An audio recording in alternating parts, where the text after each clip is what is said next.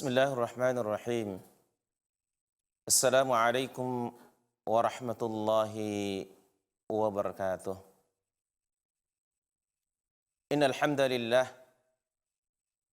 nahmaduhu wa nasta'inuhu wa nastaghfiruh wa na'udzu billahi min shururi anfusina wa sayyiati a'malina.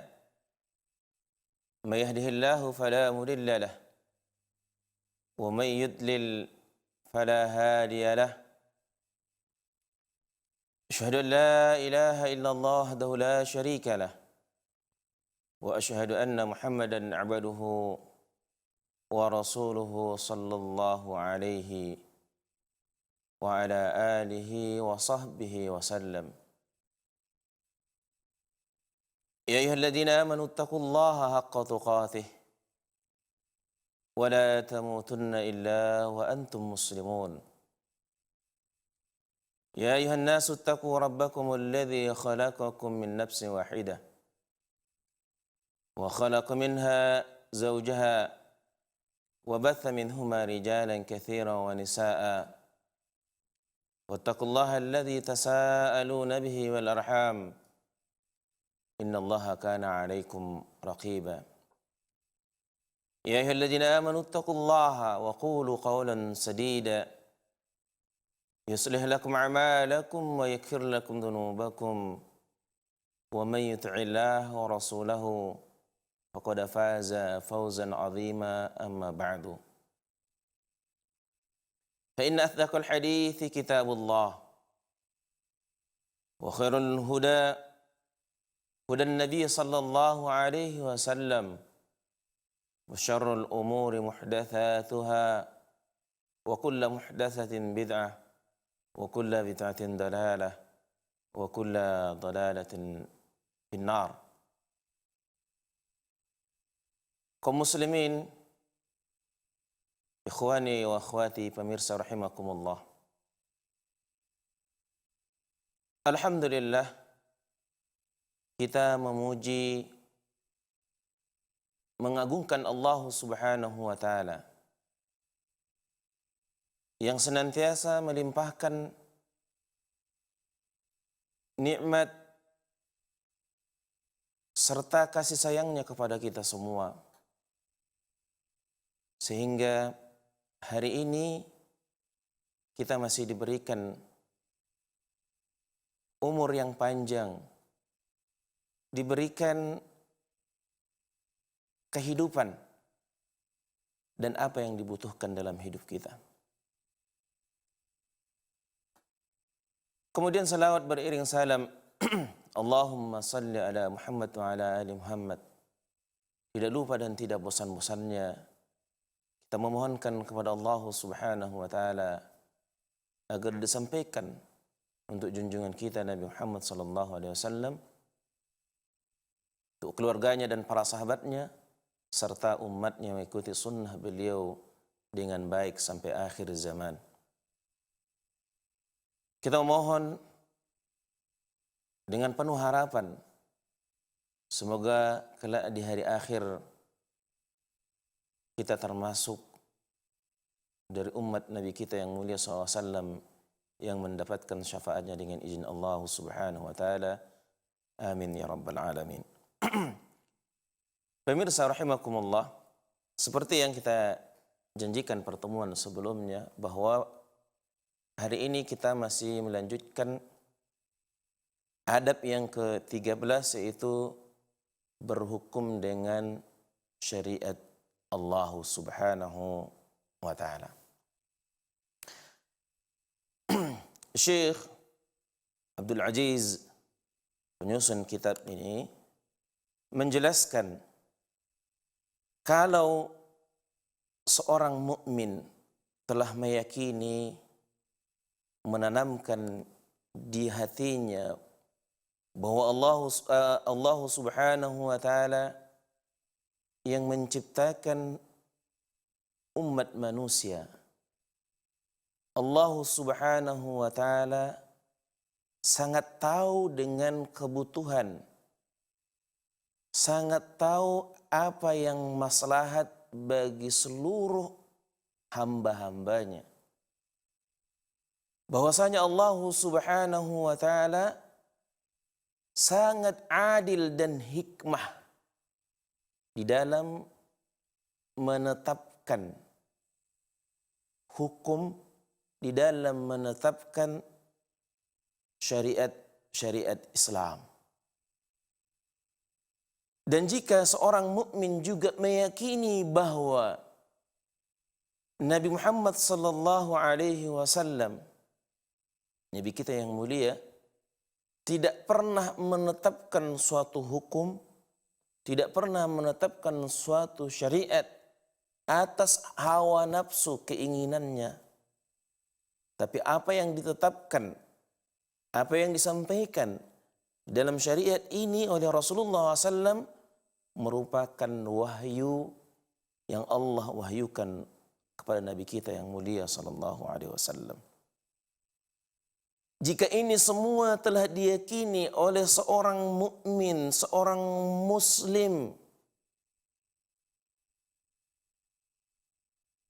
maka niscaya ia akan berhukum, niscaya akan mendorong dia hanya ingin mendapatkan hukum dari hukum-hukum syariat yang telah Allah dan Rasulullah tetapkan.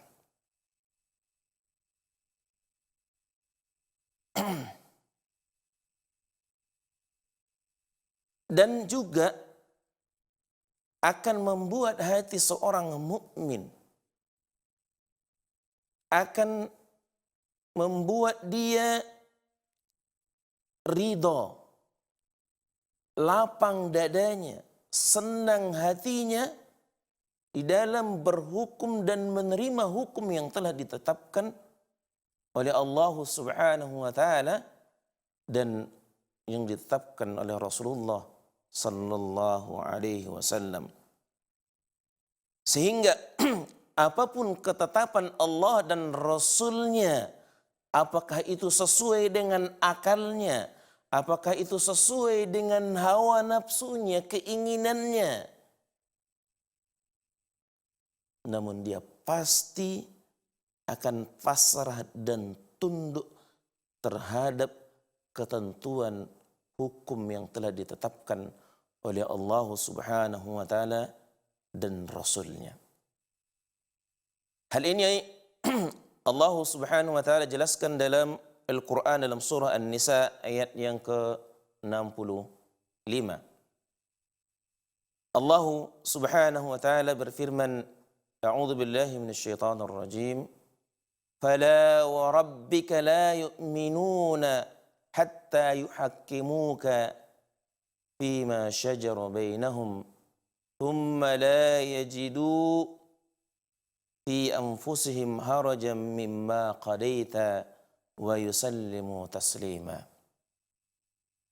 Kata Allah, maka demi Rabbmu, maka demi Tuhanmu, mereka tidak beriman. La yu'minuna hatta yuhakkimuka, sebelum mereka menjadikanmu wahai Muhammad sebagai hakim, sebagai orang yang menetapkan hukum.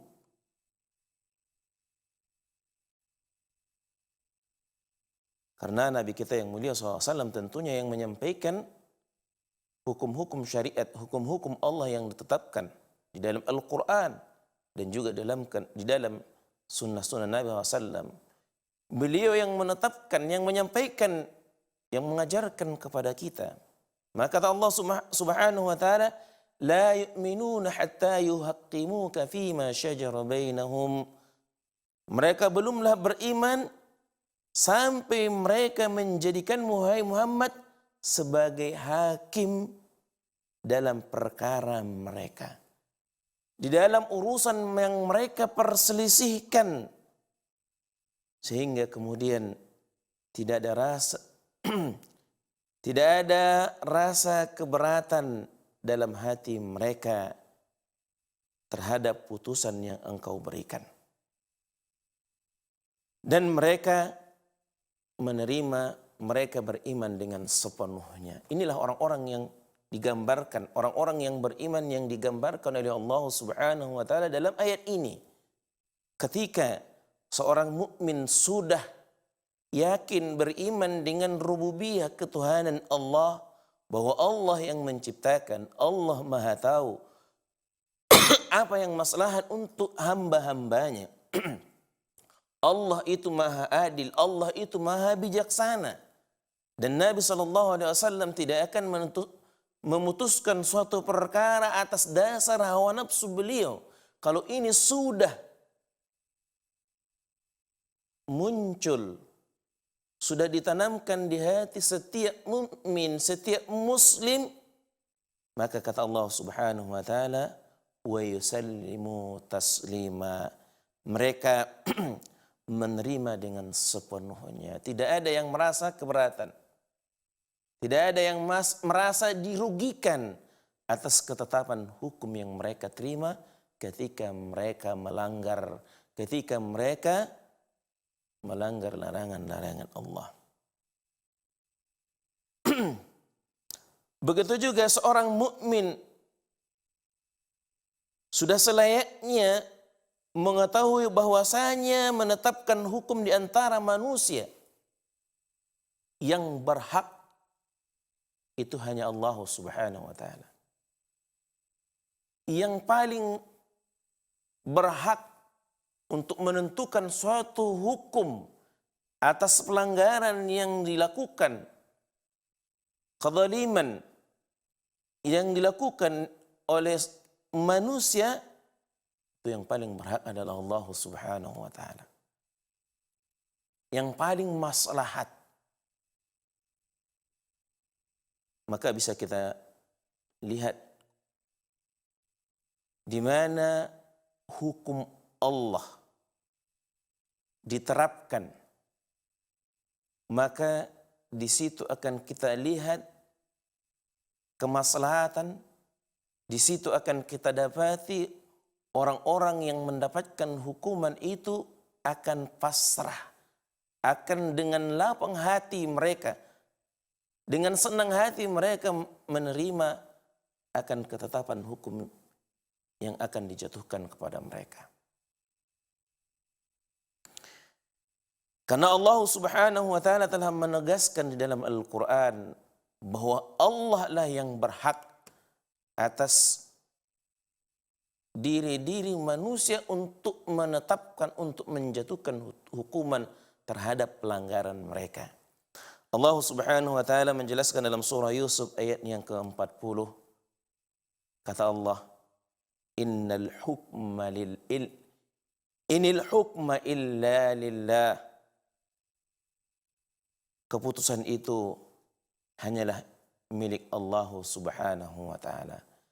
Yang menetapkan hukum, kata Allah, yang menjatuhkan hukum itu hanyalah hak Allah Subhanahu wa taala. Kenapa demikian? Karena kita manusia sama posisinya, sama kedudukannya, sama-sama hamba. Sehingga kalau manusia yang membuat hukum, pasti akan ada yang merasa terzalimi. Karena hukum yang ditetapkan umat manusia, yang dibuat umat manusia, pasti di sana ada ketidakadilan, pasti di sana ada yang merasa dirugikan. Kemudian kata Syekh, jika umat manusia telah berhukum kepada kitabullah, kepada Al-Quranul Karim, dan kepada sunnah Rasulullah sallallahu alaihi wasallam, nabinya yang mulia, niscaya hal itu akan memberikan pengaruh yang terpuji terhadap diri manusia, baik itu di dunia ataupun di akhirat. Kemudian beliau menjelaskan dampak atau manfaat dari berhukum dengan syariat Allah Subhanahu wa taala. Yang pertama kata beliau, ketika umat manusia berhukum dengan syariat Allah akan mendapatkan kedamaian di antara mereka. Karena tidak ada yang merasa bahwa mereka dihukum oleh orang. Ketika ketentuan Allah yang diterapkan, hukum Allah yang dijatuhkan kepada para orang-orang yang atau para pelaku kriminal, pelaku dosa, ketika hukum Allah yang diterapkan kepada mereka, mereka tidak merasa bahwa mereka dihukum oleh orang lain. Tapi mereka merasa dihukum oleh yang menciptakan mereka, yang mengatur diri mereka, yaitu Allah Subhanahu wa taala. Sehingga akan terjadinya, akan datangnya, akan diperolehnya kedamaian di antara umat manusia. Sebab jika umat manusia berhukum kepada kitabullah dan ridha dengannya serta menerimanya. Kalau orang yang beriman tentunya sudah semestinya, sudah selayaknya, sudah seharusnya menerima dan ridho terhadap ketentuan Allah Subhanahu wa taala. Kalau seperti yang Allah katakan dalam ayat tadi, kalau belum ada perasaan ridho dan menerima apa yang atau hukum yang dijatuhkan kepada mereka, maka tentunya belumlah sempurna iman seorang mukmin, iman seorang muslim. Maka berhukum dengan syariat Allah merupakan faktor terpenting untuk melenyapkan permusuhan dan perselisihan di antara manusia. Sekali lagi, ketika hukum syariat Allah yang diterapkan, akan semuanya merasa bahwa mereka tidak dihukum oleh orang tertentu, tidak dihukum oleh kelompok tertentu, tapi yang menghukum mereka adalah Rabb mereka. Yang menghukum mereka adalah, yang menetapkan hukum atas mereka adalah Allah, Tuhan mereka. Sehingga perasaan ridho dan rela menerima terhadap hukuman itu akan muncul di tengah-tengah mereka. Sehingga akan hilang perdebatan, akan hilang perselisihan, akan hilang permusuhan di antara mereka ketika suatu hukum diterapkan. Karena kalau kita perhatikan bahwa kebanyakan sebab-sebab perselisihan, pertentangan, permusuhan itu sangat erat kaitannya dengan penerapan hukum yang diterima oleh umat manusia. Maka kalau kita lihat pada hari ini, setiap keputusan hukum misalkan yang diterapkan di negeri kita ini, pasti ada pihak-pihak yang merasa dirugikan. Karena memang ketentuan hukum yang dibuat-buat oleh umat manusia penuh dengan kekurangan, penuh dengan kelemahan. Sedangkan hukum yang ditetapkan oleh syariat Allah Subhanahu wa taala didasari atas keadilan, atas hikmah dan kasih sayang Allah Subhanahu wa taala kepada hamba-hambanya. Ini poin yang pertama. Yang kedua, ketika menetapkan atau berhukum dengan syariat Allah, akan datangnya keberkahan pada rezeki yang diperoleh umat manusia, dan akan datangnya keamanan.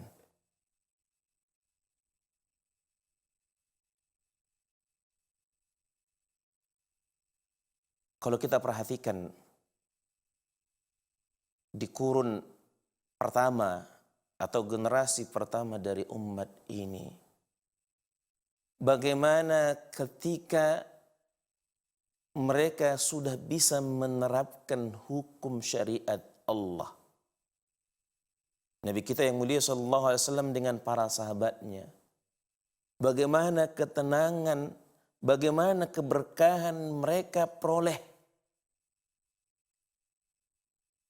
kenyamanan. Bisa kita buktikan saat penerapan hukum syariat Allah total di suatu tempat, di suatu negeri, maka kita lihat bagaimana pemimpin, bagaimana penguasa saat itu merasakan ketenangan tanpa ada pengawalan, tanpa ada ajudan. Nabi kita yang mulia SAW sebagai contoh. Khalifahnya Abu Bakar As-Siddiq, Siddiqul Akbar radhiyallahu anhu, Amirul Mukminin Umar bin Khattab, Amirul Mukminin Uthman bin Affan, Amirul Mukminin Ali bin Abi Thalib. Kita tidak dapati dalam sejarah bahwa mereka punya pengawal pribadi. Bahkan hidup mereka, kemanapun mereka berada, kemanapun mereka pergi, mereka merasa aman, mereka merasa terlindungi.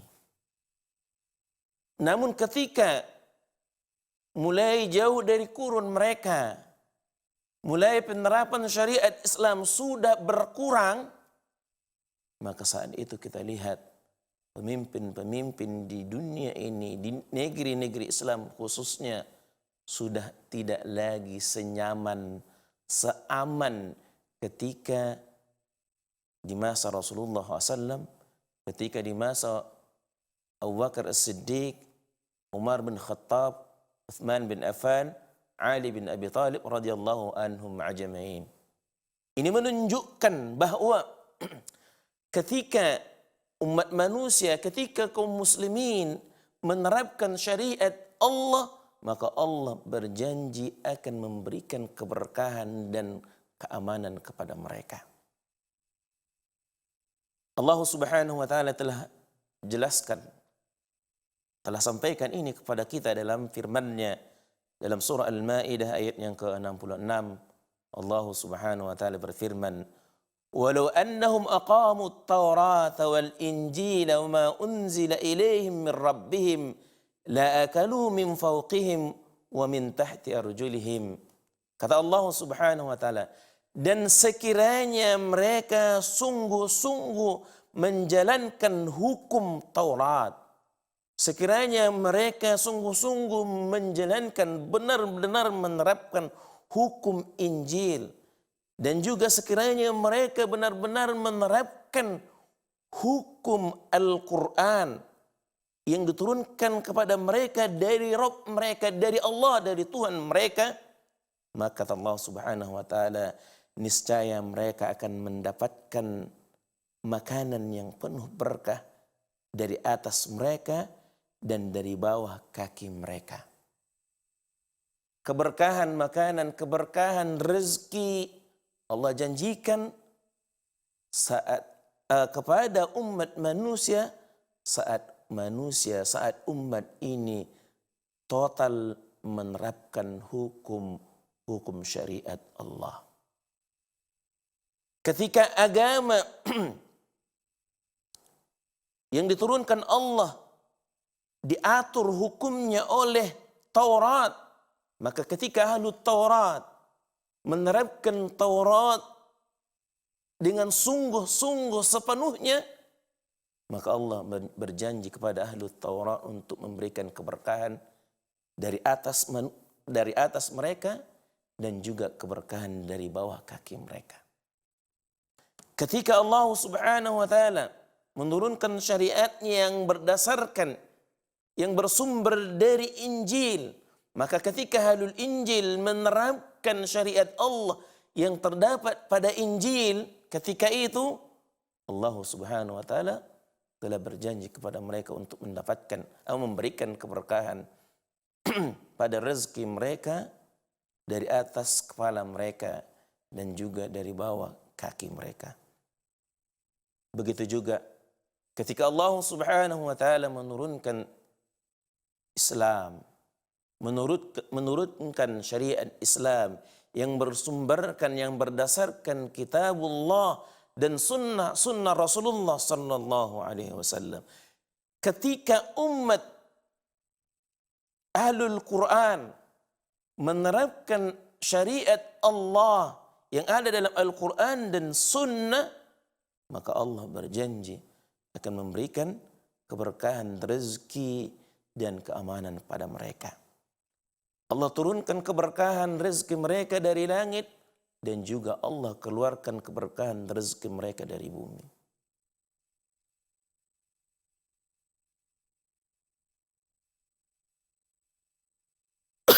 Sebaliknya, terhapusnya keberkahan rezeki, keberkahan kehidupan, keberkahan ketentraman, kedamaian yang hilang dari umat manusia, itu akibat jauhnya mereka dari menerapkan hukum-hukum syariat Allah Subhanahu wa taala. Sehingga kriminal, kerusuhan, kerusakan, bahkan bencana Allah timpakan untuk umat ini, untuk seluruh umat manusia, yang tidak akan bisa manusia menghilangkannya kecuali Allah cabut dari mereka. Itu akibat, itu sebab dari jauhnya umat manusia pada zaman kita ini, pada hari kita ini, dari menerapkan hukum-hukum syariat Allah Subhanahu wa taala. Yang ketiga, berhukum dengan syariat Allah itu akan mencegah terjadinya kezaliman di antara sesama umat manusia. Akan hilangnya ketidakadilan, akan hilangnya kecurangan kalau hukum syariat Allah yang ditetapkan. Maka bisa kita lihat pada hari ini kaum muslimin rahimani wa rahimakumullah, bahwa tidak jarang kita dapati perkara kecil, perkara sepele mendapatkan hukuman yang berat,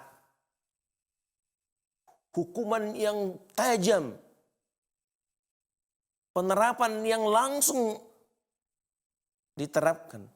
Namun ketika perkaranya besar, kezalimannya, kerusakan yang ditimbulkannya besar, tapi penerapan hukum terhadapnya, terhadap pelakunya tidak sekeras, tidak secepat ketika itu perkara yang kecil. Apa yang menyebabkannya? Karena hukum yang diterapkan, karena hukum yang dijatuhkan tidaklah berdasarkan hukum-hukum syariat Allah Subhanahu wa taala. Sehingga akan muncul di tengah, di antara umat manusia, ketidakadilan. Dan itu pasti terjadi. Dan itu yang kita lihat sepanjang sejarah umat manusia. Saat umat manusia tidak berhukum dengan ketentuan syariat Allah, pasti akan kita dapati kezaliman, akan kita dapati ketidakadilan di antara umat manusia. Sebaliknya, ketika menerapkan sungguh-sungguh syariat, hukum-hukum yang telah ditetapkan oleh syariat Allah Subhanahu wa taala, maka akan hilang keadilan. Bisa kita bayangkan Nabi SAW saat beliau menjadi pemimpin umat, pemimpin kaum muslimin, beliau telah menegaskan, bahkan seandainya putrinya yang bersalah, seandainya putrinya yang mencuri, yang melakukan pencurian, maka kata Nabi SAW, maka akulah yang akan langsung memotong tangannya. Siapa yang akan keberatan? Karena penerapan hukum yang dijatuhkan apa yang telah ditentukan oleh Allah Subhanahu wa taala. Sehingga tidak akan ada yang menuntut, tidak akan ada yang keberatan selama tentunya bahwa di hati mereka beriman dengan Rabbnya, beriman dengan Allah, beriman dengan rububiyah Allah, beriman dengan keadilan Allah, beriman dengan hikmah, kebijaksanaan Allah Subhanahu wa taala. Maka akan semuanya tunduk dan semuanya akan ridho terhadap hukum yang diterapkan. Maka sekali lagi, berhukum dengan hukum syariat Allah akan mencegah, menutup pintu terjadinya kezaliman di antara umat manusia. Kaum muslimin, ikhwani wa akhwati pemirsa rahimakumullah, yang keempat, ketika umat manusia berhukum dengan syariat Allah, maka mereka akan meninggalkan undang-undang maupun peraturan yang bertentangan dengan syariat Allah. Nah, kita lihat ada perkara-perkara dunia yang tidak secara detail tentunya. Kalau ini perkara-perkara dunia akan diatur dalam ketentuan hukum syariat Islam.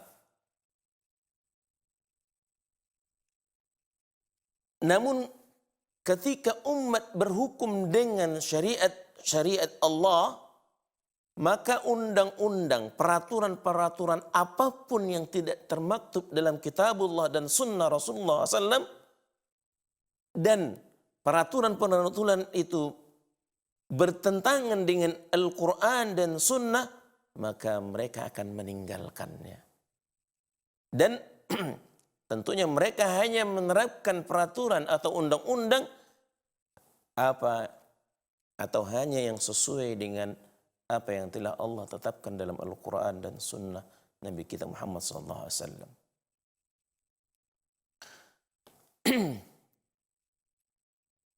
Misal, ketika perkara-perkara yang perlu diatur secara kenegaraan, suatu negeri membuat undang-undang, dan undang-undang ini tidak berseberangan, tidak menyelisihi, tidak menentang syariat Allah, maka tentunya orang yang menerapkan syariat Allah akan tetap mengambilnya dan menerapkannya. Namun ketika itu bertentangan, maka mereka akan meninggalkannya. Bisa kita lihat banyak sekali contoh di negeri kita saja, perkara-perkara atau undang-undang yang peraturan yang dibuat oleh umat manusia, oleh pakar negeri kita ini, para pakar hukum, yang tidak bertentangan dengan aturan syariat Islam. Misalkan di zaman Rasulullah SAW tidak ada, kita lihat KTP, kartu tanda penduduk. Orang yang memiliki kendaraan harus memiliki izin untuk mengemudikannya, SIM. Orang yang bersafar keluar negeri, keluar dari negerinya, dari negaranya, dibuat ada aturan antar negara. Ini semua perkara-perkara, aturan-aturan, undang-undang yang dibuat oleh umat manusia yang tidak bertentangan, tidak berseberangan dengan syariat Islam. Maka penerapannya ini tentunya tidak ada masalah bagi atau dalam menerapkan hukum syariat Allah Subhanahu wa taala.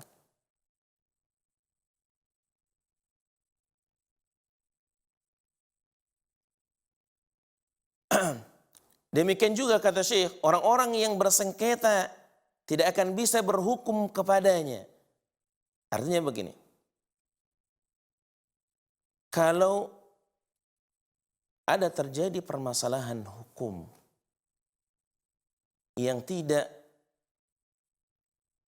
diatur dalam syariat Islam, tidak ada ketentuannya dalam Al-Quran dan Sunnah, kemudian dibuat, tapi selama ini tidak bertentangan dan sejalan dengan syariat Allah Subhanahu wa taala, maka tentunya tidak akan terjadi sengketa, tidak akan terjadi perselisihan di antara umat manusia. Sehingga apapun yang mereka terima, mereka akan merasa bahwa seluruhnya mereka diatur oleh Allah Subhanahu wa taala. Sehingga mereka akan mengembalikan seluruh perkara-perkara hukum kepada syariat Allah Subhanahu wa taala. Allah Subhanahu wa taala berfirman, "Wa anihkum bainahum bima anzalallah wa la tattabi' ahwa'ahum."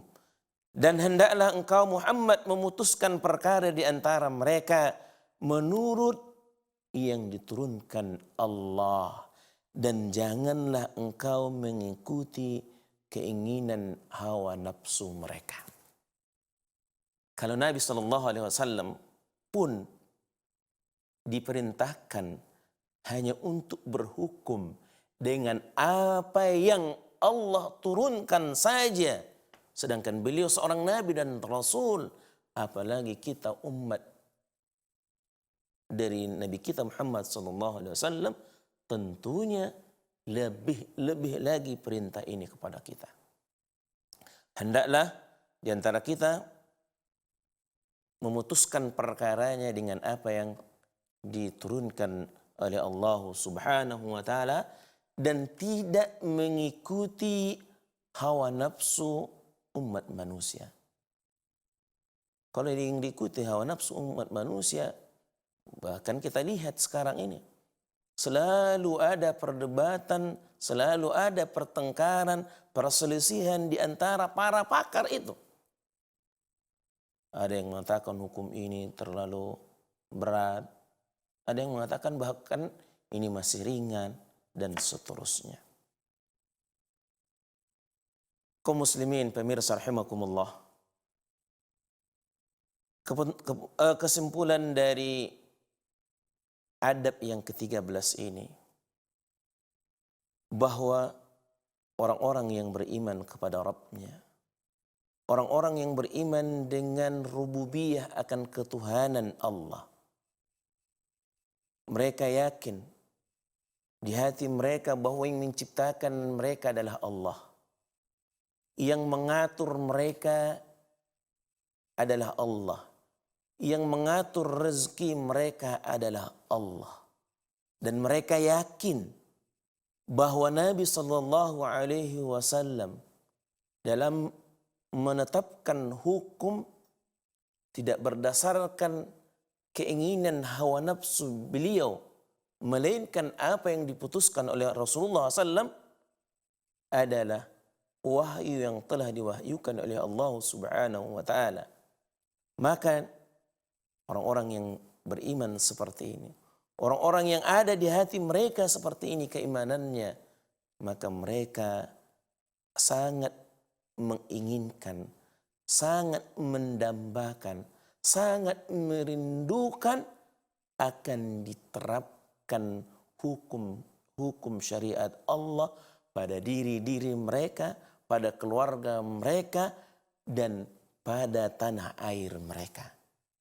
Sebaliknya, ketika keimanan tidak ada di hati mereka seperti ini, maka sekecil apapun ketetapan hukum syariat Allah, mereka menganggap ini tidak lagi sesuai, tidak lagi cocok dengan di zaman ini. Sekarang kita lanjutkan adab yang ke-14, yaitu adab-adab kepada Allah Subhanahu wa taala dan Rasulullah sallallahu alaihi wasallam. Yaitu kata Syekh, keyakinan bahwasanya syariat Allah itu mudah. Bagi seorang mukmin, bagi seorang muslim yang mengaku bahwa Allah adalah Rabbnya, bahwa Muhammad adalah Rasulnya, bahwa Muhammad adalah Nabinya, wajib diyakini bahwa agama Allah itu mudah. Dan tidak ada kesulitan, tidak ada yang sulit yang Allah berikan atau syariat yang Allah bebankan kepada umat ini. Dan Allah sudah tegaskan dalam Al-Quran banyak ayat bahwa Allah Subhanahu wa Ta'ala memberikan syariat, memberikan ketetapan syariat ini atas dasar kasih sayang Allah kepada hamba-hambanya. Dan tidak akan ada dari seluruh syariat Islam yang sulit bagi umat ini kalau di hati mereka dipenuhi dengan keimanan kepada Islam, kepada Allah Subhanahu wa Ta'ala, kepada Rasulullah sallallahu alaihi wasallam. Allah Subhanahu wa Ta'ala berfirman, yuridullahu bikumul yusra wa la yuridu bikumul usra. Dalam surah Al-Baqarah ayat yang ke-185 Allah berfirman, Allah menghendaki kemudahan bagimu dan tidak menghendaki kesukaran, tidak menginginkan kesulitan bagimu. Artinya Allah Subhanahu wa Ta'ala menjelaskan kepada kita bahwa seluruh syariat yang Allah turunkan semuanya untuk kemudahan umat ini, untuk memudahkan hamba-hambanya, bukan untuk menyulitkan mereka. Apa sih yang sulit? Apa yang sulit dalam syariat Islam? Tidak ada dalam agama yang Allah, dalam syariat yang Allah turunkan ini satu pun yang menyebabkan kesulitan bagi umat manusia. Ini harus kita yakini.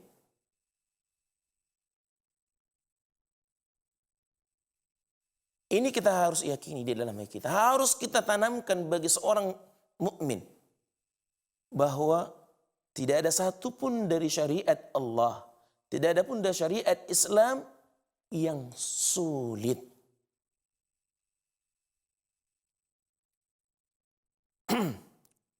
Di dalam ayat lain Allah Subhanahu wa Ta'ala menegaskan, "Wa ma ja'ala 'alaikum fid dini min haraj." Dan Allah Subhanahu wa Ta'ala sekali-kali tidak menjadikan untuk kamu dalam agamamu suatu kesulitan, suatu kesempitan. Tidak ada yang menyulitkan kita, tidak ada yang menyempitkan kita. Semuanya sulit, semuanya mudah. Bahkan Islam atau syariat Allah saat umat mendapatkan dalam menerapkan suatu hukum atau syariat itu mendapatkan kesulitan, maka di sana akan datang kemudahan. Suatu contoh, dalam ketentuan syariat Islam, orang yang mampu berdiri, maka mereka wajib menegakkan salat dengan berdiri. Namun ketika misalkan mereka sakit, badan mereka lemah, tidak mampu untuk berdiri, namun mereka tetap diperintahkan untuk salat, pada mereka masih ada kewajiban salat, maka mereka diperintahkan dengan duduk. Dan juga ketika duduk pun sudah tidak sanggup, maka mereka diperintahkan salat dengan berbaring. Nabi SAW bersabda dalam hadis yang sahih, kata beliau SAW, salli qa'iman, salatlah dengan berdiri. Ini perintah beliau alaihi salatu wassalam. Fa illam tastati', jika kamu tidak mampu salat dengan berdiri, salli qa'idan, maka salatlah dengan duduk. Juga tidak mampu, wa illam tastati', fasalli ala dhanbik, fa'ala dhanbik, kata Nabi SAW. Maka salatlah dengan berbaring. Inilah kemudahan yang diberikan oleh syariat Islam. Maka kalau ada umat Islam, kalau ada hamba yang mengaku dirinya beragama Islam, mengaku dirinya Muslim, mengaku dirinya beriman, tentunya harus ada dalam keyakinannya bahwa semua syariat Allah ini mudah. Dan Allah menginginkan syariat ini justru untuk kemudahan, bukan untuk mempersulit kita. Tidak ada satu sekali lagi pun dari syariat Allah Subhanahu wa taala yang sulit, yang tidak mungkin bisa dilakukan oleh umat manusia, tidak ada.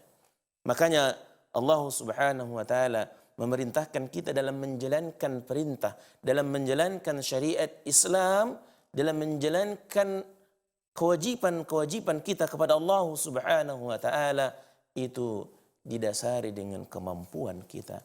Allah Subhanahu wa taala berfirman, "Fattaqullaha mastata'tum." Bertakwalah kamu kepada Allah Subhanahu wa taala sesuai dengan kemampuannya. Dalam ayat lain Allah Subhanahu wa taala mengatakan, "La yukallifullahu nafsan illa wus'aha." Allah tidak membebani diri jiwa seorang hamba kecuali atas dasar kemampuannya. Mudah-mudahan apa yang kita pelajari pada hari ini menjadi tambahan ilmu bagi kita dan bermanfaat dan bisa kita amalkan dalam kehidupan kita sehari-hari.